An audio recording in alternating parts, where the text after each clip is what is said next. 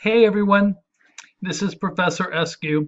I just wanted to give you a quick announcement and let you know that the first discussion board, we are new to Canvas this semester and I screwed it up. I created an assignment instead of a discussion board. So don't post anything to that assignment. I'm going to create a new discussion board and make it out there. And if you have already posted a assignment, just go out and do a copy, and then you can cut and paste it onto a Word document and then turn around and post it right back into the discussion board once I get it.